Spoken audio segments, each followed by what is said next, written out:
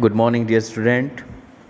आज हम आपकी कक्षा का 5वां अध्याय अहम ओरछा अस्मि के बारे में अध्ययन करेंगे। अहम ओरछा अस्मि मतलब मैं ओरछा हूँ। ओरछा एक नगर का नाम है, इसलिए यहाँ ओरछा के बारे में बताया गया है कि ओरछा में क्या क्या प्रसिद्ध है, क्या क्या हुआ है। तो अहम ओरछा अस्मि अर्थात मैं ओरछा हूँ। पाठ को शुरू करते हैं। लिखा है अहम ओरछा। अहम ओरछा मतलब मैं ओरछा हूँ। अहम टीकमगढ़ मंडले स्थितम प्राचीनम नगरम अस्मि। मैं टीकमगढ़ जिले में स्थित प्राचीन नगर हूँ। पूर्व स्वतंत्रता राज्य रूपेण मम परिचय आसीत। पहले स्वतंत्र राज्य के रूप में मेरा परिचय था। मतलब जब स्वतंत्र थे तब उस समय पुराने समय में ये स्वतंत्र राज्य के रूप में इसका परिचय था ओरछा का। मम स्थापना षोडश शताब्दे बुंदेल राजपुतेन रुद्र प्रतापेन कृता। मेरी स्थापना 16वीं शताब्दी में बुंदेला राजपूत रुद्र प्रताप द्वारा की गई। माम परितः सघनम वनम अस्ति। मेरे चारों ओर घना जंगल है। सघन सघन मतलब घना, घना जंगल है। वनम मतलब जंगल।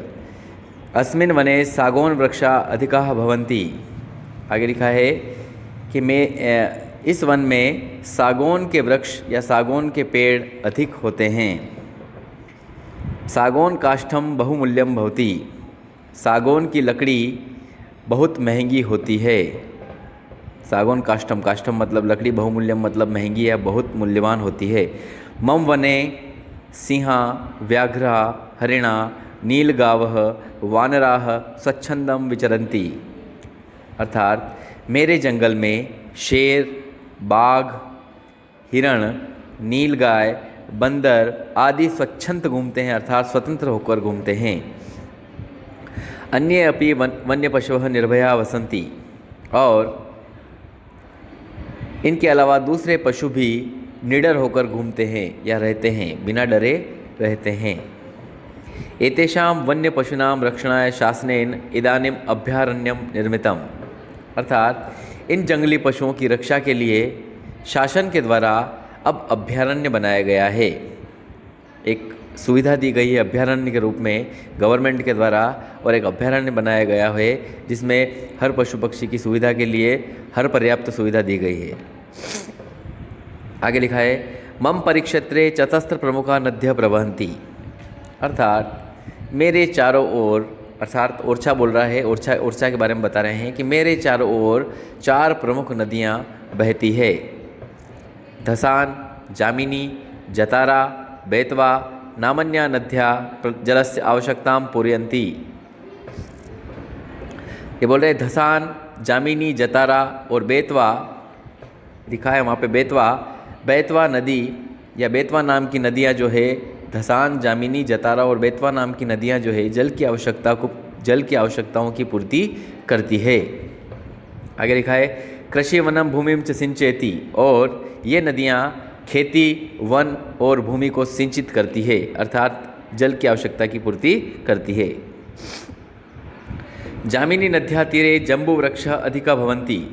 अर्थात जामिनी नदी के किनारे जम्बू वृक्ष मतलब जामुन के पेड़ अधिक मात्रा में हैं। मम दक्षिण भागे जामिनी वेत्रवत्यो संगम अस्ति। अर्थात मेरे दाएं भाग में, बोल रहे हैं ओरछा के बारे में बता रहे हैं कि मेरे दाएं भाग में, दक्षिण भाग में मतलब दाएं भाग में जामिनी और वेत्रवत्या मतलब बेतवा नदी, वेत्रवत्या संस्कृत में उसका नाम है जिसको बेतवा भी कहते हैं। अर्थात ये बोल रहे हैं कि मेरे दाएं भाग में जामिनी और बेतवा नदी का संगम है, अर्थात दोनों नदियां यहाँ पर आकर मिलती है। जामिनी और बेतवा नदी दोनों यहाँ पर आकर मिलती है, अर्थात उनका संगम स्थान है। तत्र संगमात जलस्य सप्तधाराः भवन्ति। और उस संगम से जब दोनों नदियाँ मिलती है वहाँ पर जाकर, बेतवा नदी और जामिनी नदी, तो उस संगम से पानी की 7 धार हो जाती है। कितनी धार हो जाती है? 7 धार हो जाती है। अतएव जना लोकभाषायां तम स्थलम सप्तधारा इति वदन्ति। इसीलिए लोग इस जगह को सप्तधारा के नाम से जानते हैं या सप्तधारा कहते हैं। आगे लिखा है वैत्रवत्या तटे मम पुरातनः ऐतिहासिकः दुर्गः अस्ति। दुर्ग का मतलब होता है किला, ऐतिहासिक मतलब इतिहास से संबंधित, पुरातन मतलब पुराना। ये बोल रहे हैं कि वैत्रवत्या तटे मम पुरातनः ऐतिहासिकः दुर्गः अस्ति, अर्थात बेतवा के तट पर, बेतवा नदी के तट पर मेरा पुराना ऐतिहासिक दुर्ग है या किला है। बहुनी मंदिराणि अपि सन्ति, और बहुत से मंदिर उस दुर्ग में हैं। तत्रैव राज्ञां समाधयः अपि सन्ति, वहीं राजाओं की समाधियां भी बनी हुई है। तटे एकम भव्य राम राजा मंदिरम विद्यते, और किनारे पर, उस बेतवा नदी के किनारे पर एक भव्य भगवान राम राजा का मंदिर भी स्थित है। एतत् कलात्मक ऐतिहासिकम मंदिरम अस्ति, यह कलात्मक और ऐतिहासिक मंदिर है। लिखा है मंदिरे रामस्य लक्ष्मणस्य सीतायाश्च भव्या मनोरमा प्रतिमा प्रतिष्ठिता, अर्थात उस मंदिर के अंदर या मंदिर में राम, लक्ष्मण और सीता की सुंदर और लुभावनी मूर्तियाँ, मतलब मन को मनोरम करने वाली या अपनी ओर आकर्षित करने वाली या लुभावनी मूर्तियाँ हैं। आगे लिखा है मंदिरस्य उद्याने विषपान स्थलम वर्तते, अर्थात मंदिर के उद्यान में या बगीचे में विषपान स्थल भी है। अत्रैव वीर हरदोल विषपानम कृतवान, यहीं पर उस उद्यान में वीर हरदोल ने जहर पिया था। क्या बोला है मैंने कि विषपान स्थल स्थित है उस मंदिर के उद्यान में, और उसी उद्यान में वीर हरदोल ने क्या किया था, विषपान या विषपान किया था या जहर पिया था। आगे लिखा है मम भूमो अनेके वीरा धीरा श्रेष्ठा पुरुषा अभवन, मेरी भूमि पर अनेक वीर धीर और श्रेष्ठ पुरुष उत्पन्न हुए हैं या पैदा हुए हैं। तेषु हरदोल मम अति प्रिय आसित, उनमें से जो वीर हुए हैं पैदा, उनमें से हरदोल जो है वो मेरा अति प्रिय था। हरदोल नाम का जो वीर था वो अति प्रिय हुआ है। आगे लिखा है सह राज्ञः जुझार सिंह से प्रिय अनुजः आसितः, हरदोल जो है वह राजा जुझार सिंह का प्रिय अनुज था, मतलब छोटा भाई था। आगे लिखा है परम चाटुकारे, चाटुकारे का मतलब होता है चापलूस। परम चाटुकारे धूर्ते राज्ञः मनंसी राज्ञी हरदोल संबंधे संदेह उत्पादित, अर्थात कुछ चापलूसों और धूर्तों द्वारा, धूर्तों मतलब जिनकी कैटेगरी कुत्तों के समान होती है, ऐसे लोगों को धूर्त कहा जाता है। तो बोले हैं वह राजा जुझार सिंह का छोटा भाई था और प्रिय भाई था, पर कुछ चापलूसों और धूर्तों के द्वारा राजा के मन में, राजा जुझार सिंह के मन में रानी, उनकी जो पत्नी है वो, और हरदोल के बीच में संदेह उत्पन्न कर दिया। मतलब एक संदेह सा उत्पन्न कर दिया कि इन दोनों के बीच में कुछ संबंध है। अर्थात कौन कौन, राजा जुझार सिंह की पत्नी और वीर हरदोल के बीच में संदेह उत्पन्न कर दिया। राजा को जाकर बोल दिया किसी ने कि इन दोनों के बीच में कुछ संबंध है। ऐसा कुछ चापलूसों और धूर्तों ने संबंध बताकर संदेह उत्पन्न कर दिया राजा के दिमाग में। तब क्या होता है, हरदोल महाराज्ञायाम सम्मान रक्षाय राज्य संदेह निवारणाय च विषपानम कृतवान, हरदोल ने महारानी की, जो महारानी के बीच में संबंध बताया है, उस महारानी की सम्मान की रक्षा के लिए और राजा के संदेह, राजा जुझार सिंह जो हैं उनके संदेह को दूर करने के लिए वीर हरदोल ने विषपान कर लिया, अर्थात जहर पी लिया। अद्यापि तस्य बलिदानस्य स्मृति समस्ते क्षेत्रे सजीवा इव भाति, आज भी उसके बलिदान की याद पूरे क्षेत्र में जीवित की तरह है। आज भी लोग उसको याद करते हैं, जो बलिदान उन्होंने किया है रानी के सम्मान के लिए और राजा के संदेह को दूर करने के लिए जो विषपान उन्होंने किया है, आज भी उस बलिदान को पूरे क्षेत्र में लोग जीवित की तरह मानते हैं। आगे लिखा है विवाह अवसरे महिलाम तम प्रथमम पूजयंती, और विवाह के अवसर पर, जब भी शादियां होती है, विवाह के अवसर पर महिलाएं उनकी पूजा सबसे पहले करती है। अर्थात वीर हरदोल का जो स्थान बना हुआ है विषपान स्थल के नाम से, उसकी पूजा, वहाँ की औरतें जो जिनकी शादियां होती है वो पहले विवाह के अवसर पर महिलाएं उसकी पूजा, वीर हरदोल की पूजा सबसे पहले करती है। आगे लिखा है मम दुर्गम अपि सुदृढ़म कलात्मकम चास्ति, मेरा किला मजबूत और कलात्मक है। दरबार भवनम शीश भवनम च दुर्गस्य वैशिष्ट्यम अस्ति, दरबार भवन और शीश महल किले की विशेषता है। मतलब एक चीज़ दो चीज़ें बनी हुई है वहाँ पर जो नाम से फेमस है, दरबार भवन और शीश महल जो है वो किले की विशेषता है। सर्वेषु भवनेषु स्थापत्य कलायाम सुंदराणी चित्राणी मनांसि रंजयति, अर्थात सभी भवनों में, जितने भी भवन वहाँ पे बने हुए हैं उस किले के अंदर, जो ओरछा का किला है उसमें सभी भवनों में स्थापत्य कला मतलब पत्थर से बनी हुई जो कला है, स्थापत्य कला के सुंदर चित्र मन को मनांसि रंजयति मतलब मन को लुभाते हैं या मन को आकर्षित करते हैं। भवनानाम गवाक्षेषु, गवाक्षेषु का मतलब होता है खिड़कियाँ, गवाक्षेषु का मतलब होता है खिड़कियाँ, जो झरोखे होते हैं उनको बोलते हैं खिड़कियाँ। भवनानाम गवाक्षेषु अपि प्रस्तर पट्टिकासु सूक्ष्मम शिल्प कार्यम विद्यते, भवनों के झरोकों में जहाँ पे खिड़कियाँ बनी हुई हैं उनमें भी पत्थर की पट्टियों में, प्रस्तर पट्टिकासु, प्रस्तर मतलब पत्थर की, पट्टिकासु मतलब पट्टियाँ बनी हुई है, उनमें बारीकी का शिल्प कार्य है, उनमें छोटी छोटी बारीक बारीक डिज़ाइन बनी हुई है। तो ये बोल रहे हैं भवन के झरोकों में मतलब उनकी खिड़कियों में पत्थर की पट्टियों में बारीकी का शिल्प कार्य है। भित्तिकासु अपि मनोहारी चित्राणि वर्तन्ते, और भित्तिकासु का मतलब होता है दीवार, दीवारों पर सुंदर चित्र हैं, दीवारों पर क्या हैं, मनोहर चित्राणि वर्तन्ते मतलब सुंदर चित्र हैं।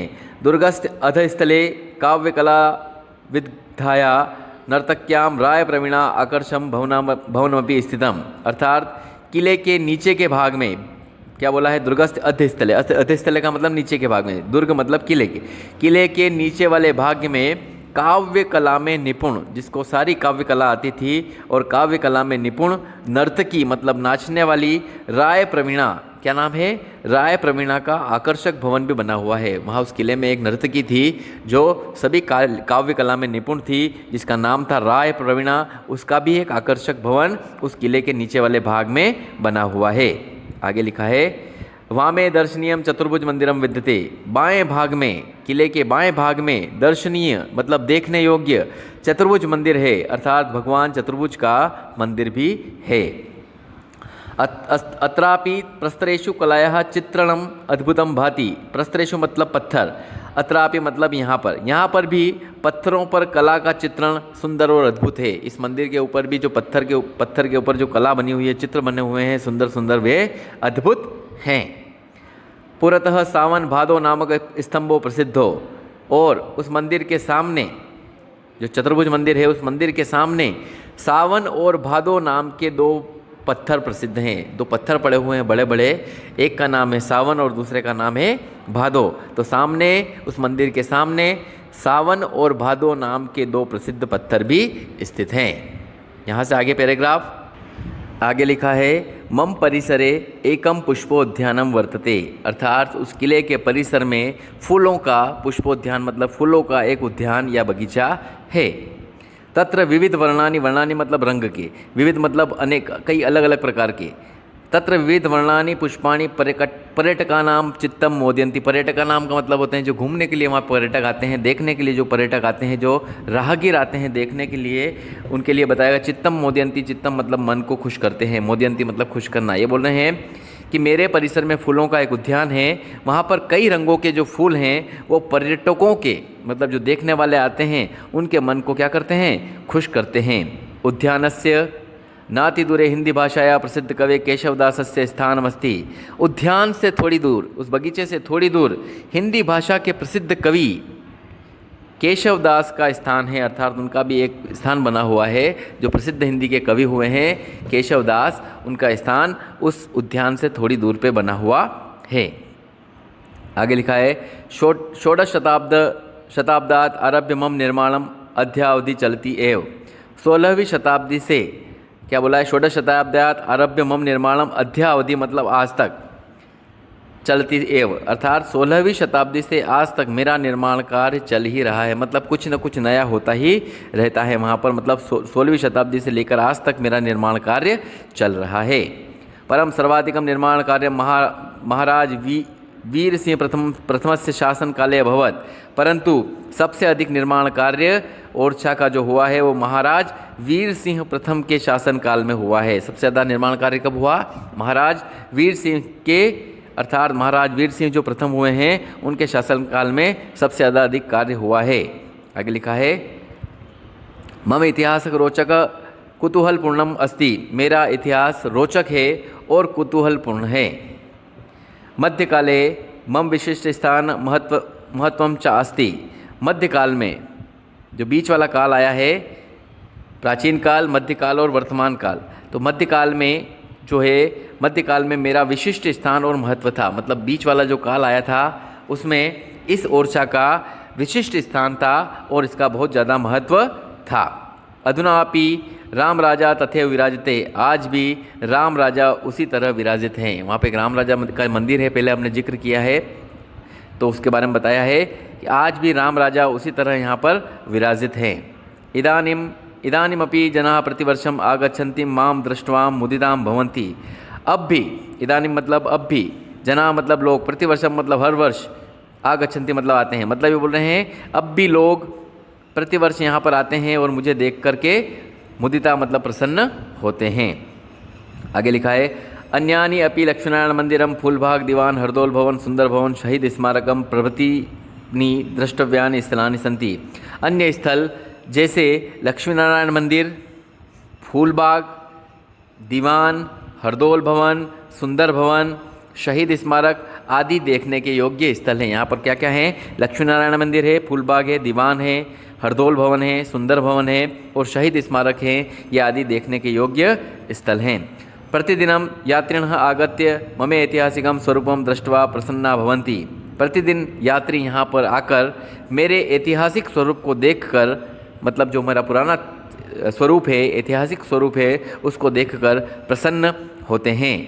तथा चितान विलोक्यम अहमपि प्रसन्नम भवामि, और जो मेरे यात्री लोग जो यहाँ पर आकर देखकर मुझे प्रसन्न होते हैं, उन्हें देखकर मैं भी प्रसन्न होता हूँ। ओरछा क्या बोल रहा है अंत में कि जो यात्री प्रतिदिन यात्री आकर मेरे ऐतिहासिक स्वरूप को देखकर प्रसन्न होते हैं, और उनको देखकर, जो यात्री मेरे प्रसन्न होते हैं उनको देखकर मैं भी प्रसन्न होता हूँ।